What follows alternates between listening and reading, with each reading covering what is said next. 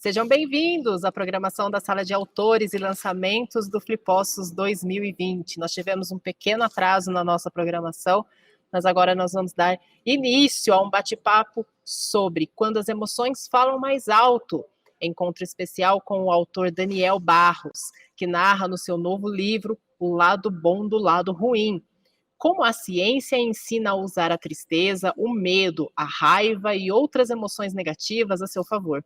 A apresentação é do jornalista Patrick Santos. Essa atividade tem o oferecimento da editora Sextante. Sejam bem-vindos.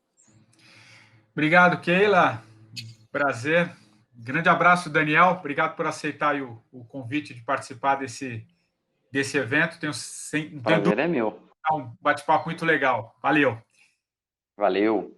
Ô Daniel, deixa eu te apresentar rapidamente. Assim, eu sei que você é psiquiatra, né? Você tem um trabalho muito importante nesse campo da medicina, né? Que lida também com as diferentes formas, né? Dos sofrimentos mentais, digamos assim. E você vai um pouco além do seu trabalho, além de teórico, de clínica também. Eu acho muito interessante do seu trabalho é que você traz isso também para a comunicação, né? Você torna isso de alguma maneira algo mais palatável, mais compreensível por todos os campos da comunicação que você atua. Você tem um canal muito legal no YouTube, né? Onde você traz muitos vídeos, enfim, você tem uma coluna interessantíssima no Estadão, sou leitor, na Band News também, enfim, você tem um trabalho muito importante, além de ser, claro, um escritor, e é sobre o livro que a gente vai falar aqui, esse livro que foi lançado esse ano, né, que é o Lado Bom do Lado Ruim. Adorei esse título, estou super curioso para entender melhor. Aqui tem um pouco, né, acho que você fala um pouco, de alguma maneira, dessa missão da gente se libertar um pouco, né, dessa obrigação de ser feliz, né, que não pode estar triste nunca. Então, vai ser muito legal a gente entrar nessa temática e vamos falar dela já. Mas antes, Daniel, eu tenho feito com algumas mesas aqui que eu tenho mediado na Flipossos, eu queria primeiro um olhar seu, cara, assim, sobre esse momento que a gente está vivendo. E é muito interessante trazer um olhar de um psiquiatra, né, muito atuante, como eu descrevi aqui na abertura. Acho que você está vendo aí na ponta um pouco esse momento de tantas incertezas que a gente está vivendo em função da pandemia, né? Tem muito medo, insegurança, transformação, reinvenção, né? A gente ainda está vivendo tudo isso. Então, antes de entrar propriamente no teu livro e a gente falar um pouco de todas essas emoções, eu queria um olhar seu. Por onde você acha que as coisas estão caminhando? Como é que você está vendo esse movimento e como aí na ponta você está sentindo tudo isso? Desculpa a introdução um pouco longa, mas eu só queria dar uma contextualizada, cara. Muito legal falar com você. Claro, não. Prazer é meu estar aqui de novo na Flipossos, infelizmente virtual. Adorei quando eu lancei o Pílulas de Bem-Estar e fui na Flipossos presencialmente, foi muito legal. E infelizmente dessa vez vamos de virtual, logo as coisas voltam e a gente pode se encontrar novamente. Mas é um prazer estar aqui dessa maneira, desse momento agora que a gente está vivendo nessa pandemia, né? Uma coisa absolutamente inesperada. E eu acho que uma das grandes perguntas que sempre me fazem, Patrick, assim, sobre o geral da pandemia, né? A gente tem muitas particularidades e muitos aspectos, muitos recortes que a gente pode fazer, mas tem um geralzão que as pessoas muitas vezes perguntam assim: Daniel, o que a pandemia veio para ensinar, né? A pandemia veio para ensinar, que mensagem que ela veio trazer? E eu digo que nenhuma, né? A pandemia não é uma professora que está na lousa para te ensinar uma coisa. A pandemia não é um carteiro que veio te trazer uma mensagem. A pandemia é uma desgraça. A pandemia é uma tragédia. A pandemia é uma coisa que não deveria ter acontecido. É uma tragédia da humanidade mesmo. Isso é um grande de um problema. O que não significa que a gente não possa aprender. Então, ela não tem nenhuma intenção de ensinar. É como um acidente de carro, ou como uma doença, ou como qualquer adversidade que a gente tem na vida, as coisas simplesmente acontecem. Mas quem é esperto, quem está atento, quem quer, pode aprender. E eu acho que é isso que a gente tem a fazer nesse momento de pandemia. Ela foi um momento que fez a gente parar, todo mundo parou, né? De um jeito ou de outro, todo mundo parou para pensar. Alguns ficaram em casa, muitos ficaram em casa, muitos não puderam ficar em casa, mas tiveram que parar para pensar no que era a sua saúde, no que era aquele trabalho, que era a importância daquele trabalho que não podia parar, por exemplo. Então, todo mundo teve que, de certa maneira, refletir, teve que pensar sobre o que estava acontecendo, teve que se adaptar, teve que se reinventar, teve que atravessar mudanças e adaptações. E isso, embora traga um desgaste emocional, que a gente vai conversar ao longo aí da nossa tarde, e apesar desse desgaste emocional, isso também traz aprendizado, isso também mostra caminhos, mostra possibilidades, isso treina a nossa resiliência, enfim, isso também traz caminhos de possibilidade por conta dessa mudança que todos fomos lançados contra a nossa vontade, né? Ninguém escolheu passar por isso que está passando. Então, é um momento de muito sofrimento, sim, é um momento de muitas emoções negativas, sem dúvida, mas, como eu falo no livro, as emoções negativas têm um papel, elas têm uma importância, elas têm uma função a desempenhar na nossa economia emocional, vamos dizer assim, né, no nosso mundo interior. E em vez de a gente simplesmente se lamentar porque tudo isso está acontecendo, ok, nós podemos nos lamentar porque muitas pessoas perderam muitas coisas e devemos nos lamentar, mas feito o lamento, como que a gente segue em frente? Eu acho que essa que é a grande questão, né? Então, vamos entrar um pouquinho para abordar todas essas questões emocionais no teu livro, Daniel.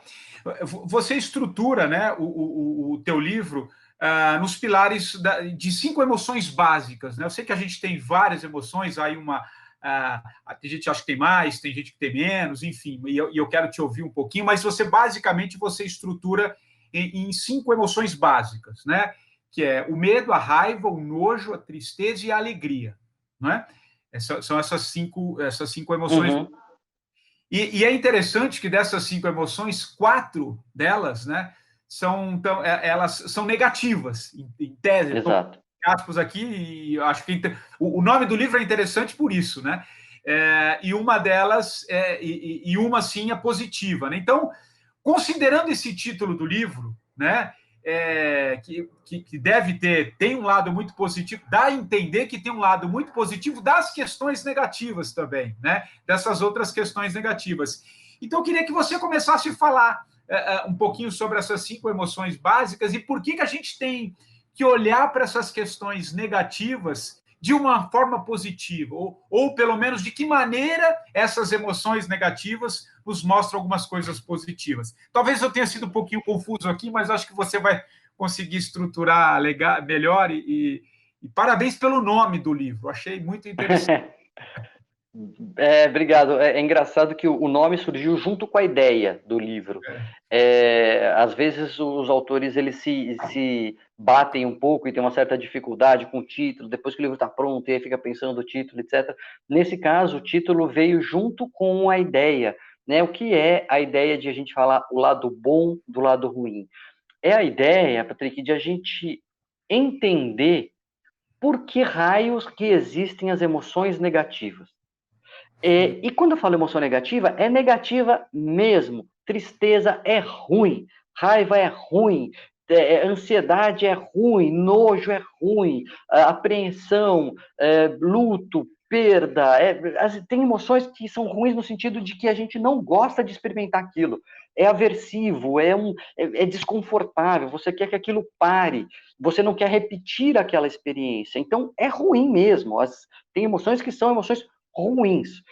Só que o problema é que a gente lidou durante muito tempo com as emoções ruins, tentando negá-las, ou tentando amordaçá-las, ou tentando bani-las, né? Então, assim, já que tristeza é ruim, o que eu posso fazer para não ficar triste?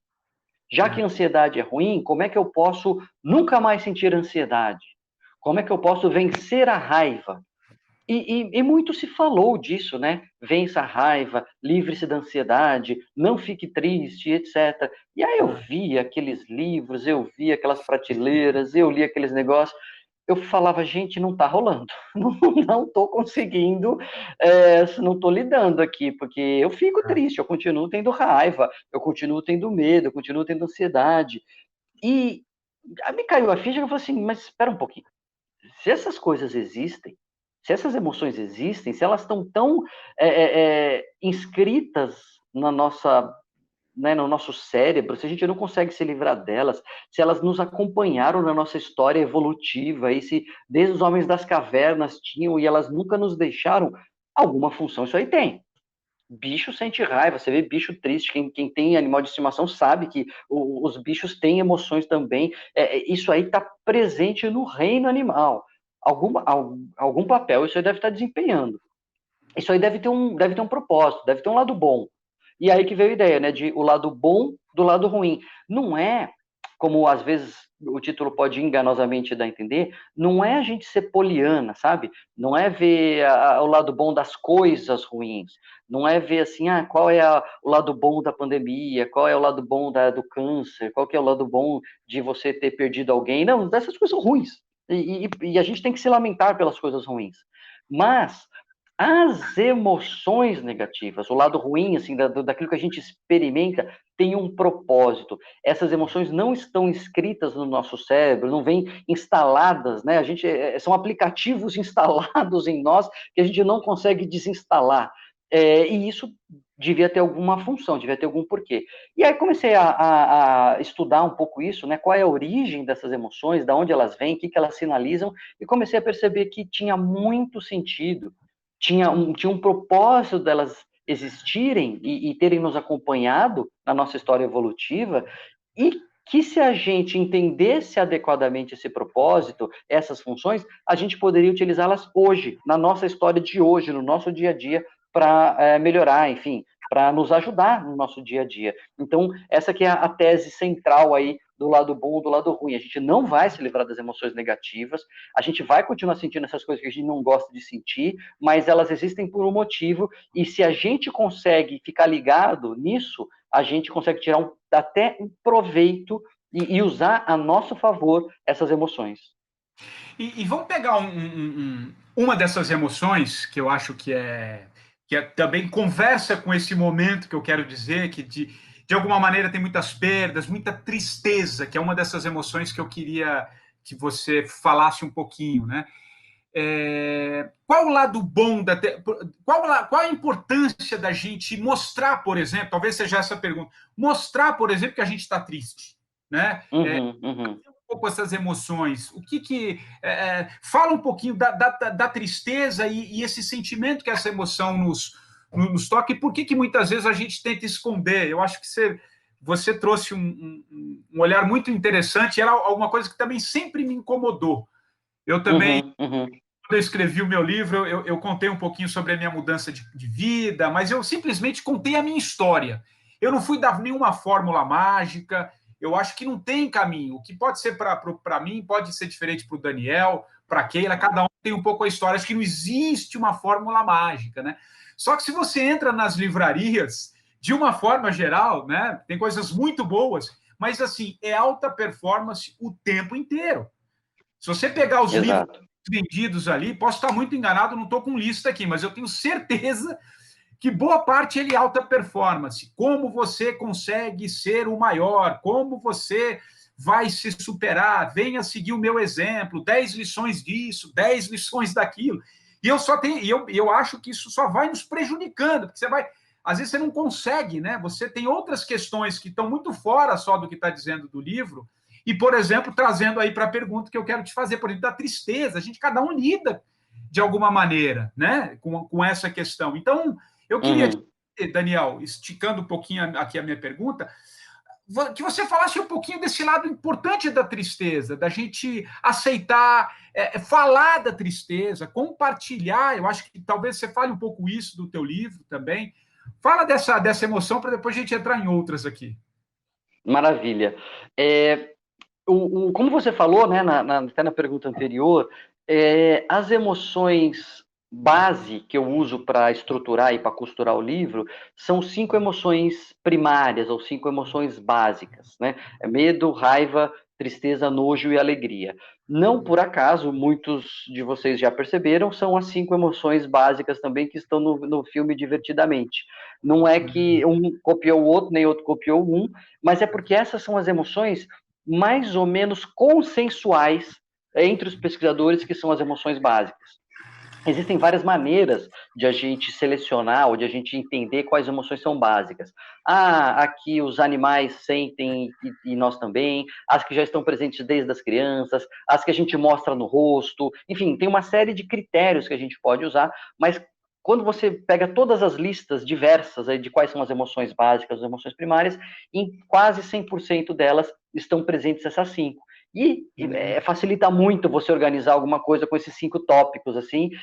Foi, inclusive, a história do Divertidamente, quando eles estavam fazendo o casting, né? Quando eles estavam levantando ali os personagens, a lista inicial tinha 12 emoções na história. E aí ia ter que ser uma série em 20 capítulos, né? Para colocar 12 emoções. Então, para fazer um filme de 1 hora e pouco, eles enxugaram para essas 5 também.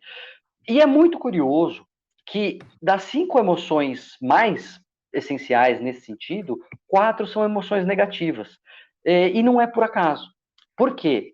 Justamente porque as emoções, elas são sinais de alerta para nós. As emoções são alarmes embutidos que a gente traz no nosso corpo. Elas são sinalizações, elas são mensagens que o nosso corpo e que a nossa mente, né, o nosso todo nos traz de que alguma coisa está acontecendo. Eu até coloco na epígrafe do livro, né, a frase de abertura é uma frase do Seinfeld, o comediante, que ele diz assim, olha, a dor sabe o que é dor? Dor é informação correndo muito rápido. Quando você dá uma topada no dedão ali, no pé da cama, aquela dor automaticamente te traz a informação que tinha uma coisa na frente do seu dedão que você não sabia, né? Então, dor é isso, é informação muito rápida.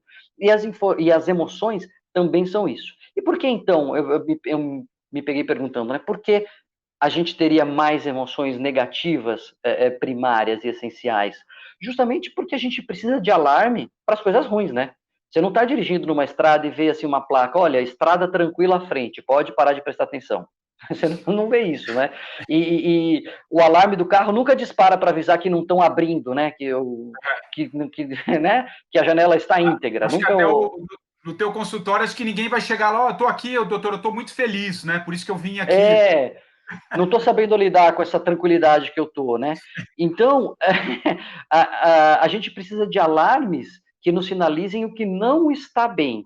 Por isso que a gente tem mais emoções negativas do que positivas. E aí, só para dar uma explicação também sobre isso, e aí o livro ele é dedicado a explicar, entender o lado bom das emoções negativas, só que aí a alegria estava sobrando, né? Porque se eu quisesse estruturar o livro nessas 5 básicas, então vou falar do lado bom da tristeza, do lado bom da raiva, do lado bom do medo, do lado bom do nojo e alegria. Eu vou tirar ela do livro?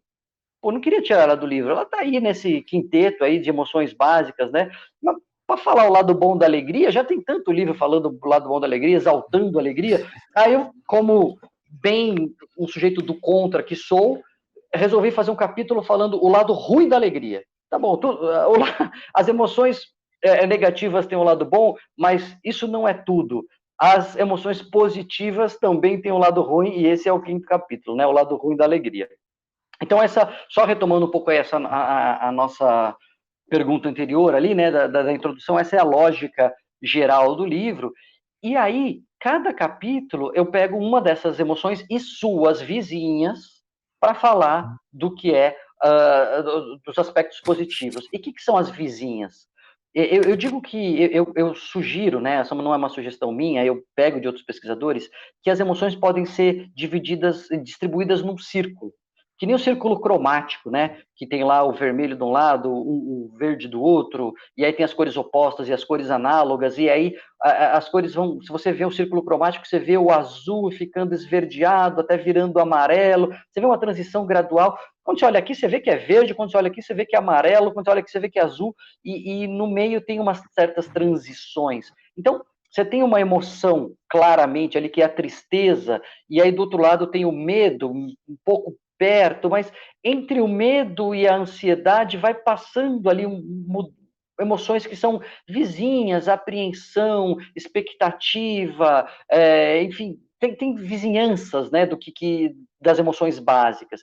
Então, no capítulo eu pego ali a tristeza e vou falar do que é triste e do que é em volta ali da tristeza, o luto numa tristeza mais intensa, uma chateação numa tristeza menos intensa e assim por diante. E a tristeza, Patrick, foi uma emoção que me deu um certo trabalho, porque quando você pensa, por exemplo, na ansiedade,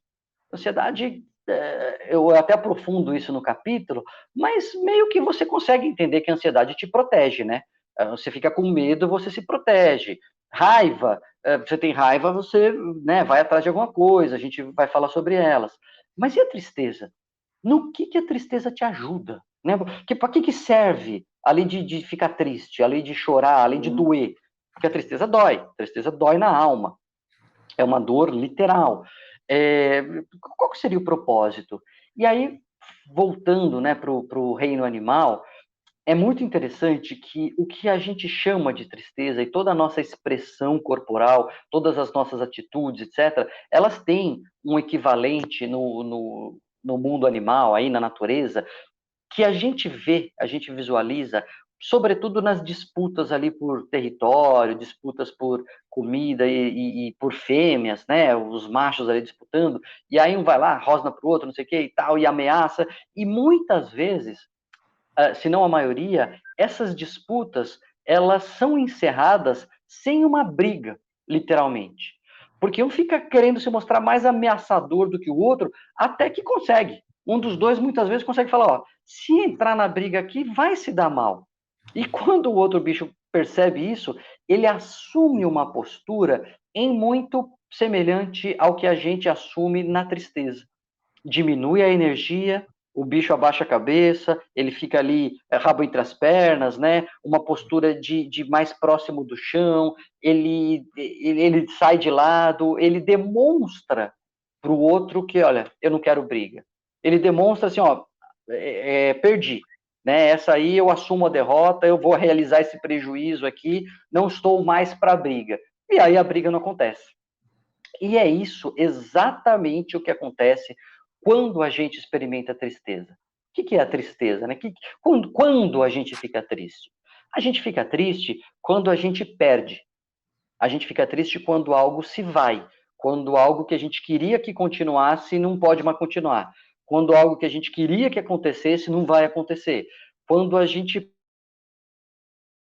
irreversível, né? E a gente não vai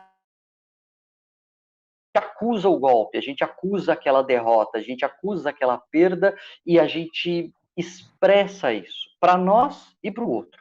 E aí tem dois aspectos importantes, né? A emoção, as emoções de forma geral, e a tristeza não é diferente, ela é uma comunicação para si e uma comunicação para o outro. Quando você faz uma cara de triste, quando você se põe cabisbaixo, quando você baixa sua energia, você está mostrando para o outro que, olha, eu perdi essa, não estou aqui brigando. Muita dúvida existe, né? Muito se especula sobre a origem da lágrima. Por que a gente chora quando a gente está triste, né? Como que isso acontece? Qual é a função disso? E é muito interessante, eu coloco no livro uma expressão, foi uma pesquisa feita por um cientista, ele mostrava um rosto triste, né, um close assim de um olho, mas de uma pessoa triste, e ele manipulava ali a imagem e ele apagava a lágrima. Era uma pessoa chorando, e aí ele mostrava, e as pessoas ficavam confusas, elas não sabiam dizer exatamente o que aquela pessoa estava sentindo naquela foto. E aí quando ele mostrava a foto original, que é um olho com lágrima, ninguém tinha dúvida que aquela pessoa estava triste. Então, a lágrima, ela sinaliza um pouco essa nossa tristeza e, olha, eu não estou afim de briga, né? Eu até brinco, se quer acabar com uma discussão, chore, né? Porque hashtag fica a dica, né? Porque você chorando, você está mostrando que você não quer briga, né? Você assume a perda. Então, é uma sinalização que você não vai entrar naquela disputa que você perdeu. E para nós também, né, Patrick? Quanta coisa a gente não perdeu nessa pandemia? Quantas oportunidades, quantas chances, quantas pessoas, enfim, quantas coisas, quantos eventos a gente não perdeu nessa pandemia. E a tristeza, ela tem um outro lado bom nesse sentido, que a gente não pensa nisso, mas é fundamental a tristeza. Sabe por quê? Eu confesso para você que teve algumas coisas, ou até várias coisas, nessa pandemia que eu perdi, que eu dei graças a Deus. Eu fiquei feliz de ter perdido. Quanta reunião inútil eu não me livrei. Quanto compromisso que eu não queria ir, que eu não precisei mais ir. Quanta coisa que eu era obrigado pela vida, do jeito que ela estava estruturada, a fazer, que no fundo eu não queria fazer. E quando você perde, você fala, ai, que bom. Nossa, que alívio que eu não vou precisar fazer aquilo. Agora, tem coisa que a gente perde que a gente fica triste. Que a gente fala, eu não acredito que isso aconteceu. Que a gente se lamenta, né? Que a gente sofre com aquilo. E aí, qual é a diferença? O que a tristeza está mostrando para nós? A tristeza está mostrando para nós como aquilo era importante. O que a gente de fato valoriza. O que de fato é relevante para nós. Eu cito, e essa história, eu amo essa história desde sempre, e eu queria encaixar em algum lugar e coube nesse livro com perfeição, porque essa é uma história que desde a adolescência ela me marcou muito, é a história do C.S. Lewis, o escritor das Crônicas de Nárnia, né, amigo do Tolkien. Ele era um linguista ateu que se converte. E ele tem uma obra extensa sobre filosofia cristã, assim, de uma alta reflexão sobre o que é o cristianismo e tal. E ele era um cara muito frio, um cara assim, fechadão e tal, nunca quis se apaixonar, até que lá pelas tantas, já adulto, tal, maduro, ele se apaixona, e aí vai um alerta de spoiler, a mulher morre. Ele se apaixona, casa, a mulher tem câncer e morre. Ah, Daniel, você me deu spoiler. Não, porque a história é antiga, já tem mais de 50 anos, já venceu o prazo de spoiler. Só que alguém pergunta para ele, cara, você nunca quis se apaixonar, e aí quando você estava alegre lá, agora vem esse sofrimento, né? Que coisa, será que não era melhor não ter se apaixonado? E aí ele fala o seguinte, não, você não entendeu nada. A alegria, a tristeza de agora faz parte da alegria de então. Eu acho esse insight uma coisa maravilhosa. Ele fala, a tristeza de agora faz parte da alegria de então. Ou seja, eu não estaria triste se eu não tivesse me alegrado. É fácil não ficar triste na vida, é só você não gostar de nada. Quer dizer, vale a pena. O preço é um pacote, né? Do pacote da alegria vem a tristeza pela perda. Então, a tristeza, nesse sentido, ela nos revela o que é relevante, o que é importante, e ela tem esse aspecto muito mais reflexivo, muito mais introspectivo, né? Você cai as fichas quando você está triste. Salomão fala, né, na casa em que a festa não há reflexão, é na casa em que há luto em que há reflexão. Então, ou seja, deu trabalho para pensar né, no papel da tristeza, mas eu acho sensacional ter essa possibilidade de encarar a tristeza como parte de um pacote que é o pacote da alegria. Né? E quando você está triste, você fala, pô, eu estou triste, mas é porque aquilo foi muito importante, é porque aquilo me deu muita alegria. Aliás, é a melhor maneira de consolar alguém que está em luto, né? Eu tenho até um vídeo no canal sobre isso, porque era uma dificuldade minha, eu não sei, eu não sabia, né? Eu tenho dificuldade até hoje de falar com pessoas que perderam pessoas, assim, a gente fica sem saber o que falar, e aí eu fui estudar e fui fazer um vídeo para me ajudar ao que falar. E uma das melhores coisas para falar para alguém que está de luto é trazer lembranças boas daquela pessoa, contar histórias. Nossa, putz, seu marido, né? Ele, puxa, que perda. Eu lembro quando a gente era jovem na faculdade, ele me ajudou muito, que pessoa especial e tarará. Essas lembranças positivas, elas fazem esse contraponto, né? Então é isso, a alegria e a tristeza, elas estão num pacote juntos, e se a gente coloca a tristeza nessa perspectiva, eu acho que a gente consegue usá-la a nosso favor, ainda que seja duro, ainda que seja negativo, ainda que seja desagradável. Não, e interessante, muito interessante, e acho, fundamentalmente, você está dizendo também dessa coisa da gente acolher, né? A gente, quando Exato.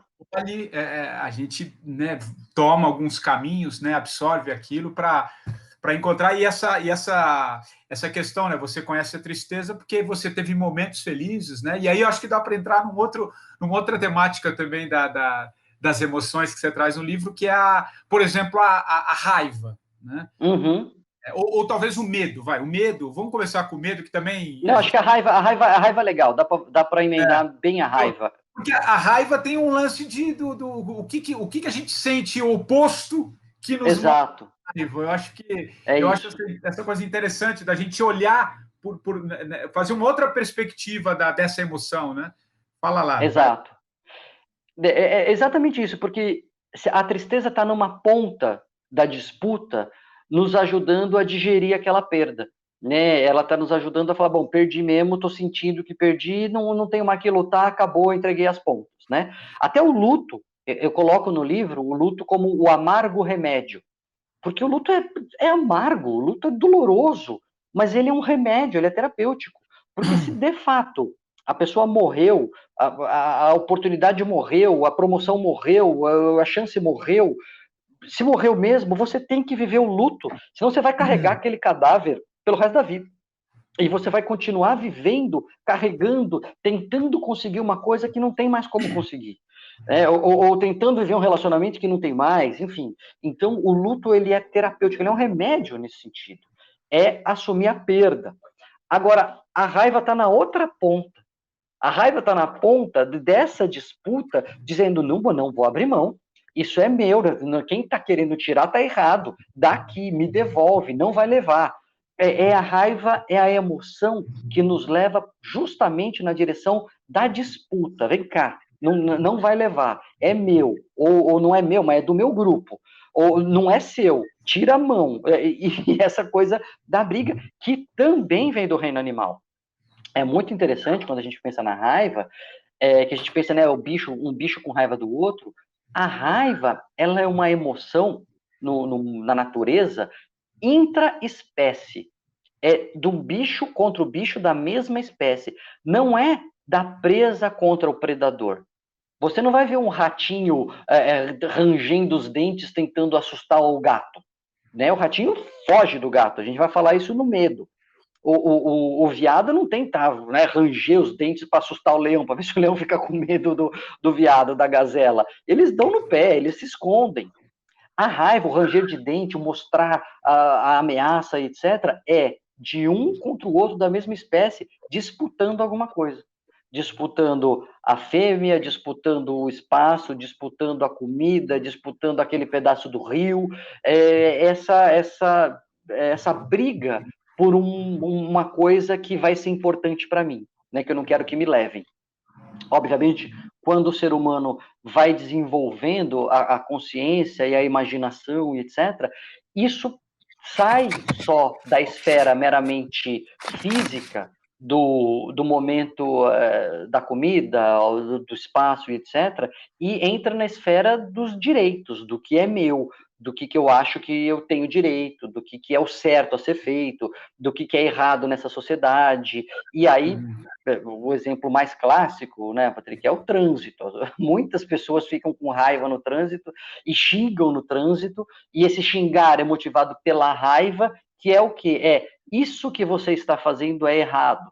Essa vaga era minha, essa faixa de pedestre não é sua, você está usurpando o direito, você está distorcendo as regras, e isso eu não posso tolerar, isso eu preciso corrigir. Lógico que tem gente que sai do controle, né, e aquela raiva sobe, e a pessoa vai querer buscar satisfação, etc., uma coisa que não se deve fazer, mas é um exemplo, né, uma ilustração de como a raiva sinaliza para nós esse tipo de situação. E até um lance curioso, né, que eu brinco meio falando sério, que eu dirijo mal, né? Eu sou barbeiro mesmo, eu não tenho muita perícia no volante. Então, no trânsito, eu nunca passo raiva. Eu sou o que causa raiva nos outros, porque com o meu estilo de volante meio estranho. E aí, o que eu faço? O que eu tenho como padrão, já sabendo que eu dirijo mal, eu tenho como padrão pedir desculpa. Se alguém reclama, eu peço desculpa. Eu não quero saber se eu estou certo, se eu estou errado. Talvez hoje o outro estivesse errado, mas eu peço desculpa e desarma. Porque a raiva, ela é importante a gente entender que ela é assim, porque ela aí, se você entende que ela se alimenta dela mesma. Você range o dente para o outro quer mostrar que é mais corajoso que você e range o dente de volta. E isso, você percebe aquela ameaça e você reage com mais ameaça. E é isso que explica as escaladas de violência que a gente vê nos relacionamentos, né? Ou nas brigas de trânsito, etc. Quando alguém fala, não, peraí, não tô para briga, desculpa, fui eu e tal, não sei o quê, você desarma aquela escalada, né, de hostilidade. E essa disputa, então, que vem do reino animal e chega até nós, ela tem um lado bom, no sentido muito, dois lados bons que eu aponto no livro, que é, primeiro, ela é um motor da indignação.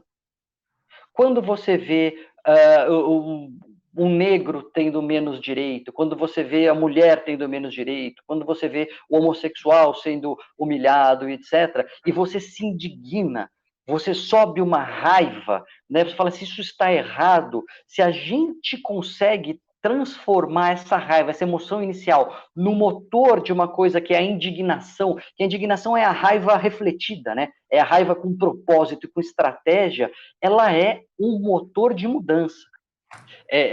Até tem pesquisas interessantes que eu cito no livro, de como, quando você ensina determinadas pessoas a não ter raiva, essas pessoas têm um estudo com mulheres, basicamente, vamos fazer aqui um estudo de manejo da raiva.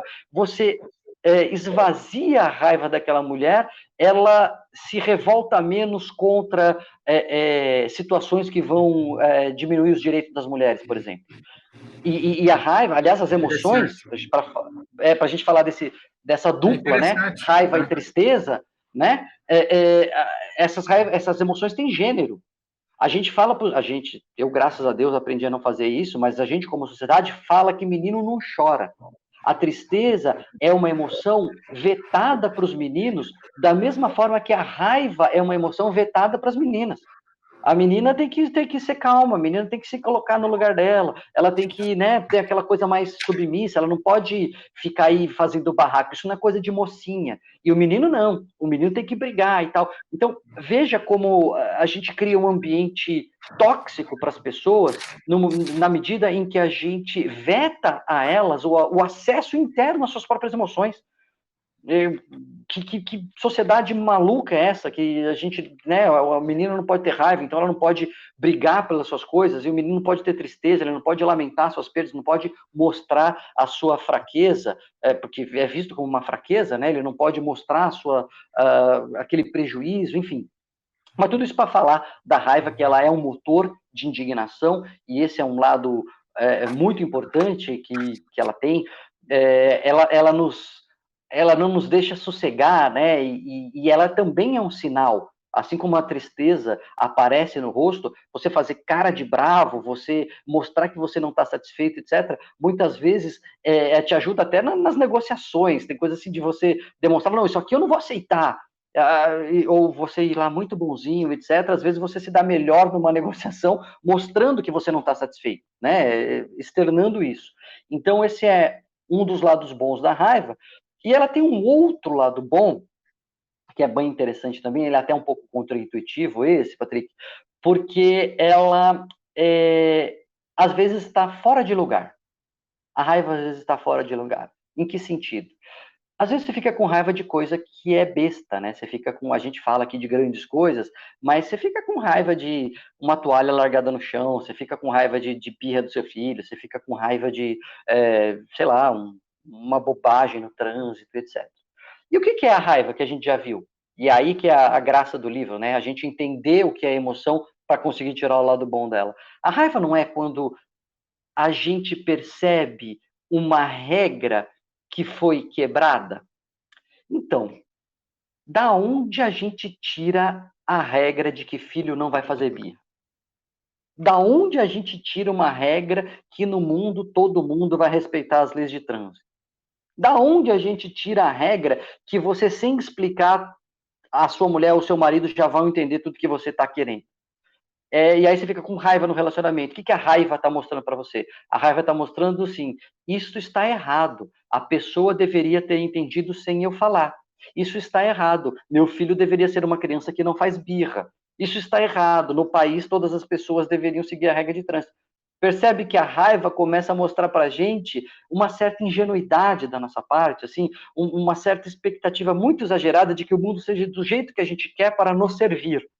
Então, essa raiva comezinha, essa raiva prosaica do dia a dia, é muito culpa nossa, porque a gente tem um mundo idealizado na nossa cabeça de jeito que as coisas deveriam ser, e aí quando a coisa não é, a gente fica com raiva. E essa é uma raiva que essa a gente pode se livrar, essa a gente pode abrir mão dela, desde que a gente perceba que ela está acontecendo, e desde que a gente perceba, quem disse que meu relacionamento ia ser perfeito e que sem eu falar nada todo mundo ia entender o que eu queria, né? Então, eu acho que esses são as duas grandes vantagens da raiva. Ela mostra para nós direitos que realmente estão sendo quebrados, distorcidos, e que a gente tem que se indignar, que a gente tem que tentar mudar, mas ela mostra para nós também direitos que estão só na nossa cabeça, e que a gente tem que abrir mão, porque o mundo não vai ser do jeito que a gente quer. E dosar essas duas coisas, eu acho que é o mais importante com relação à raiva. Você está mutado, Patrick. Você está no mute. Agora sim. Eu achei muito interessante esse conceito que você trouxe da indignação como um propósito também, né, dentro desse conceito da raiva que você bem descreveu. Eu achei muito, muito interessante. Eu me lembrei um pouco ontem também de uma conversa que ontem não, acho que ontem foi na mesa de quarta-feira, se não me engano, com o Newton Bonder, né? E estava falando um pouco da alma imoral do livro dele, né? E me ocorreu que agora te ouvindo, que você falou dessa indignação com propósito que nos funciona, ele traz muito conceito na alma imoral e no documentário que ele traz, que foi lançado há pouco tempo, que ele fala um pouco da transgressão como um elemento capaz de renovar a vida, né? de impulsionar para um outro horizonte de possibilidades, e que essa transgressão está na alma, né? Que faz dessa transgressão para a gente mudar um pouco de patamar. Então, foi muito interessante, me ocorreu aqui te ouvindo um pouquinho dessa indignação com propósito, também faz parte dessa motivação. Eu achei muito, muito, muito válido, muito interessante. Agora, o Daniel, eu queria entrar numa outra emoção que acho que também está muito presente, e posso estar muito enganado também, mas acho que esse momento ela está mais presente do que nunca, que é o medo, né? A gente está medo mesmo, do incerto, do novo, né? E aí eu queria ver o lado positivo do medo, né? O que eu vejo sempre no lado oposto, que é a coragem, né? E eu costumo dizer também que coragem não é ausência, a coragem não é você não ter medo, né? Você tomar as decisões apesar do medo, né? As pessoas acham que quem tem coragem não tem medo, são coisas um pouco diferentes, mas eu estou muito curioso dessa emoção, como é que você traz ela no livro, porque ela está muito presente no nosso dia a dia hoje, nessa época pandêmica, né, que a gente está vivendo. A gente está com medo, quem não perdeu o emprego está com medo, quem perdeu o emprego está com medo de não arrumar outro emprego, quem teve que fechar o negócio não sabe por onde vai caminhar, porque as coisas ainda estão muito duvidosas, a gente não tem tantas certezas, como a gente nunca tem certeza de muitas coisas, mas enfim, eu queria muito te ouvir essa emoção do medo, como é que a gente lida com o medo e qual o lado positivo, né? O legal da conversa com você é isso, a gente vê as coisas positivas das emoções negativas, né? Em teses negativas. O que você fala do medo? O medo, ele é, sem dúvida, a emoção mais importante da atualidade, né, com essa pandemia aí. E é curioso, né, Patrick, que o livro ele foi lançado na semana anterior à decretação do lockdown, assim. A gente foi um acaso absurdo. O livro ele casa muito, ele responde muito às questões que a gente se debateu e vem se debatendo ao longo dessa pandemia, mas foi absolutamente por acaso, porque não é que o livro foi lançado às pressas para aproveitar a pandemia. O livro levou um ano de pesquisa para escrever, 6 meses, um ano de pesquisa, 6 meses escrevendo, 6 meses editando, então foram praticamente 2 anos aí de trabalho E quando a gente ia lançar, surgiu a pandemia chegou no Brasil e começou o lockdown. A gente até cancelou o evento de lançamento, porque foi na semana anterior, a gente já estava preocupado e tal, ainda era aquela fase que, e aí, vai ou não vai, pode ou não pode, né? Não estava decretado oficialmente o lockdown, enfim, mas a gente achou prudente cancelar. E aí, o livro começou a vender muito, as pessoas começaram a procurar, rendeu muita pauta em imprensa, em palestra, mesmo em empresa, porque as pessoas as emoções negativas afloraram, né? A gente está com raiva de tudo que está acontecendo, raiva dentro de casa, disputa dentro de casa pelo espaço pequeno, enfim, a tristeza por todas as perdas e tudo mais, e o medo é, sem dúvida nenhuma, acho que a emoção mais presente. Agora, de cara, a gente precisa entender que o medo é a emoção mais importante que a gente tem nesse momento. Porque o medo, ele é um alarme de ameaças embutido em nós. E no começo da pandemia, ainda antes da obrigatória do uso de máscara, bem lá em março, eu estava pesquisando todo o corpo de conhecimento que o Reino Unido foi juntando para se preparar para uma pandemia. O Reino Unido, ele meteu os pés pelas mãos em várias coisas, sobretudo porque ele tem muita pesquisa, ele tinha muito protocolo, já tudo estudado para lidar com uma pandemia de influenza. E aí veio uma pandemia de um coronavírus que se comporta de uma maneira totalmente diferente, eles meteram muito os pés pelas mãos em várias coisas. Mas um dos conhecimentos que eles têm e perceberam isso bem documentado, bem levantado, é que, diante de cenários de epidemias e pandemias, as populações, os subgrupos populacionais que têm a percepção que são invulneráveis, ou que são mais protegidos, ou que aquela doença com eles não pega, ou que neles não é grave, etc, etc. Quem sente que está tudo bem, quem sente que está tranquilo, são as pessoas que mais se expõem ao adoecimento, que menos tomam as medidas necessárias para se proteger daquela epidemia ou daquela pandemia em curso. Já as pessoas mais preocupadas, aqueles grupos de risco, as pessoas que se acham em risco ou que se percebem vulneráveis, etc., obviamente, são as pessoas que mais se cuidam, que mais adotam as medidas que sejam necessárias ali, caso a caso, quando, dependendo, obviamente, da situação. Então, juntando isso com a ideia do livro, eu percebi que o medo, ele é, no momento, e vai continuar sendo, a emoção que a gente precisa acalentar, que a gente precisa alimentar, que a gente precisa dar ouvido. A segunda onda, que tá avassaladora ali na Europa, que já está começando aqui no Brasil, em São Paulo, no Sul, enfim, já tem hospitais enchendo, ela acontece basicamente porque as pessoas perdem o medo. Não é tanto pela abertura, porque as aberturas com protocolos, elas muitas vezes são seguras mesmo, as pessoas mantendo a distância, indo de máscara, não aglomerando, ambiente ventilado, espaço aberto, etc. O risco de contágio é pequeno. O contágio acontece porque as pessoas abrem mão dessas medidas de segurança, e aí aglomera em lugar fechado, e aí não ventila, e aí não põe máscara, e aí se aproxima, esquece de lavar a mão, e etc., porque perdem o medo. E numa das lives que eu fiz no começo da pandemia, foi até com a doutora Ana Escobar, uma colega lá do Bem-Estar, eu lembrei de uma história, conversando com ela, que depois incluí nas minhas palestras, escrevi no Estadão sobre ela, fiz um vídeo sobre essa história, porque ela é muito interessante para ilustrar esse nosso momento. Eu lembro de quando eu tinha, sei lá, uns 20 anos por aí, e eu fui passear com os amigos em Campos do Jordão, uma cidade serrana de São Paulo, e tinha uma trilha lá para fazer, a trilha da Pedra do Baú, e para os amadores como nós, tinha o baúzinho, que é bem mais baixo, não precisa de equipamento, você vai andando lá, e fomos fazer a trilha e tal. E aí terminamos, chegamos lá na ponta da pedra, uma coisa bonita e tal, e aí a gente viu mais para frente um corredorzinho ali de pedra que levava para uma paisagem ainda mais exuberante, né? E aí uma parte do grupo falou, vamos lá, vamos. Tá, fomos. Só que era um corredorzinho de, sei lá, 5 metros, se tanto, talvez até menos. De um lado, um paredão de rocha, assim, bem seguro, só que do outro lado era um abismo, era o nada. E aí eu fiz o que todo mundo sabe que não deve fazer, né? Eu olhei para baixo.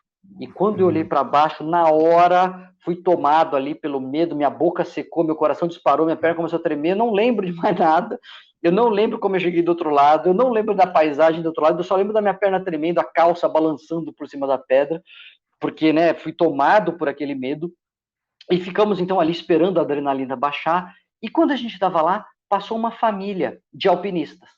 Uma família com um casal e tal, tinha os adolescentes, tinha uma criança amarrada no pai, né, com aquelas cadeirinhas, e ia presa e tal, eles subindo ali com equipamento, corda, gancho, não sei o quê.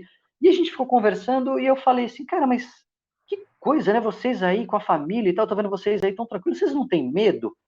Aí o cara deu risada, assim, como assim a gente não tem medo? É lógico que a gente tem medo. Se não fosse o medo, a gente não podia estar fazendo o que a gente faz.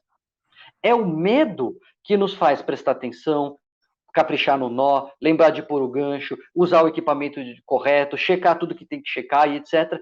E porque nós temos medo, a gente pode andar tranquilo. E esse é o dilema, esse é o paradoxo, né? A gente só pode se tranquilizar quando a gente está com medo. Por quê? Quando a gente está com medo, a gente se protege, protegendo, você consegue aproveitar o passeio. Se você não está com medo, você não se protege, aí você vai se dar mal.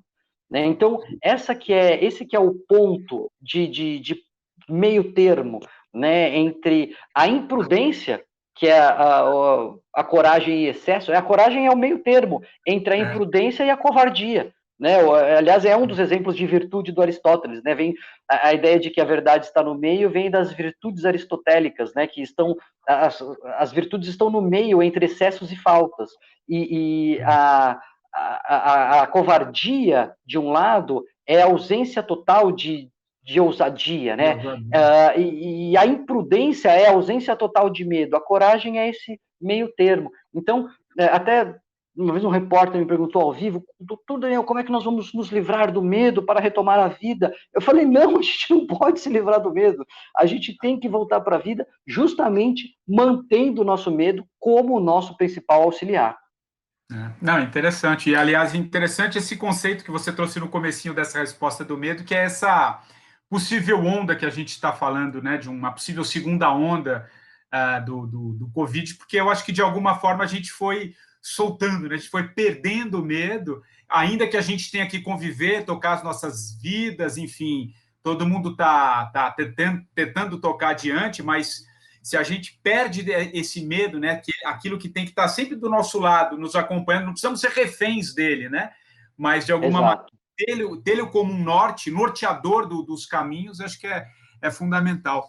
Ô, Daniel, a gente está caminhando aqui para o fim, mas tem uma emoção que eu estou até curioso, a última emoção, para a gente encerrar o nosso papo, que é o nojo.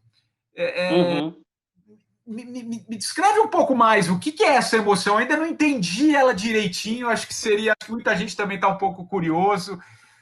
Enfim, o que é essa emoção, o nojo? O que você traz no livro?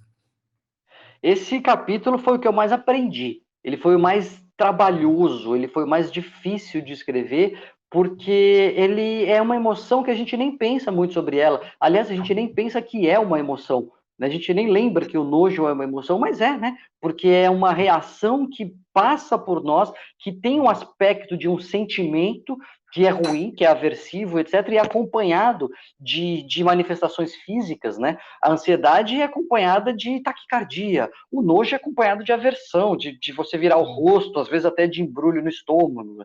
E o mais surpreendente sobre o nojo, Patrick, é que o nojo é aprendido. A gente aprende a ter nojo. Quando cai essa ficha, você fala, meu, não é possível que eu nunca percebi isso. E porque a gente acha que o nojo ele é tão evidente, ele é tão instantâneo, ele é tão automático, que é óbvio, né? Que você vai ter nojo de barata, que você vai ter nojo de cocô, que você vai ter nojo de sujeira. É óbvio para quem não tem filho pequeno. Porque quando você tem filho pequeno, você sabe que a criança mete a mão dentro da fralda, esfrega na cara, sai engatinhando, pega a barata, põe na boca, você só vê as anteirinhas de fora, tem que arrancar a barata da boca da criança e tal. E aí você vai falando, eca, nojo, sujo, tarará, tarará. E com isso, a gente vai aprendendo o que está no lugar certo e o que está no lugar errado. O que é adequado e o que é inadequado. O nojo, ele automaticamente, sem a gente pensar, ele mostra para nós que aquilo está fora de lugar. Só que é um lugar convencionado, é um lugar aprendido. As únicas coisas que a gente não precisa aprender a ter nojo, a única coisa que a gente não precisa aprender a ter nojo é de comida podre, de matéria em decomposição, animal, criança, bicho, todo mundo tem nojo. O resto a gente precisa aprender. E o velho exemplo é o do espaguete, né? O fio do espaguete no prato e o fio de cabelo na cabeça. Ninguém tem nojo do cabelo na cabeça e ninguém tem nojo do espaguete no prato. Agora, troca os dois de lugar para você ver. Aí, o fio de cabelo no prato de macarrão é nojento, e o fio de macarrão no cabelo também é nojento. Então, o nojo, ele sinaliza para nós o que está no lugar, o que está adequado, o que é o esperado, o que é limpo. E isso vai no ser humano também saindo da esfera física e adquirindo uma esfera já emocional, uma esfera psicológica, uma esfera até moral. Né? O que é limpo é o que é bom, o que é permitido, o que é sujo é feio, é interditado, não deve ser feito. Então, o nojo ele tem esse aspecto que é físico e até, entre aspas, espiritual. Né? Ele mostra o moral e o imoral. E a gente usa vocabulários originalmente do nojo para falar de atitudes. Né? Você vê lá um crime muito horrível de uma pessoa, fala, nossa, que coisa aversiva, que coisa nojenta, que pessoa abjeta, né? Essa pessoa me revolta o estômago, esse crime me embrulha o estômago. Quer dizer, todo o vocabulário, originalmente, de uma emoção que é muito biológica, né, de proteção, e eu até cito o caso das grávidas, né, é uma emoção altruísta. A grávida sente nojo para proteger aquele que está dentro dela, né, para não deixar contaminar o bebê, enfim, não interferir com a formação do bebê. Então, uma coisa muito biológica, só que no ser humano vai adquirindo essa complexidade, né? Então, é muito interessante e a gente precisa ficar muito atento, porque é um dos componentes que está também no próprio preconceito, a aversão ao outro, você se afastar e você não querer o contato com o diferente. Então, quando você, na frente das crianças, você faz uma cara meio de, né, boca torta para alguém, ou para um grupo racial, ou para um grupo de pessoas, etc., você está moldando na sua criança uma aversão àquelas pessoas. Então, é uma coisa que também a gente precisa ficar bastante atento. Que legal, Daniel. A gente já estamos no finalzinho aqui do nosso bate-papo, e acho que só como uma última pergunta, a título de curiosidade, até porque a gente está num evento literário também, né? E eu tenho perguntas para os meus entrevistados aqui nessas mesas. O que você está lendo? O que te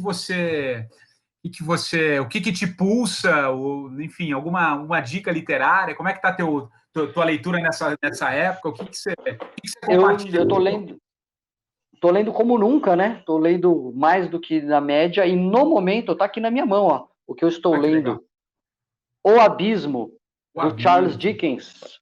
Charles Dickens com o Wilkie Collins. Eu nem sabia que existia isso, né? O Charles Dickens, ele se juntou aqui com o Wilkie Collins, que era um autor na época famoso de romances policiais e tal, e aí eles fizeram uma coisa meio mesclada de aquele romance dixoniano, do sujeito que enfrenta as adversidades e sai da pobreza e passa por aquele pano de fundo da Inglaterra, mas tem uns toques ali de umas reviravoltas, de uma coisa de trama, né? Tem uma coisa de trama policial que é de mistério, meio assim, do sujeito que vai atrás das origens dele e tal, umas reviravoltas, que é o tempero do Wilkie Collins. Então é o que eu tô lendo, eu meio que redescobri o gosto pelo romance nessa pandemia. Tenho lido bastante ficção. É um gênero literário que eu também gosto bastante. Bom, agora sim, Daniel, estamos encerrando aqui a nossa conversa. Foi muito bom esse seu compartilhar aí da tua história, o teu olhar, o teu livro, né? O lado bom do lado ruim, nome muito sugestivo, muito legal.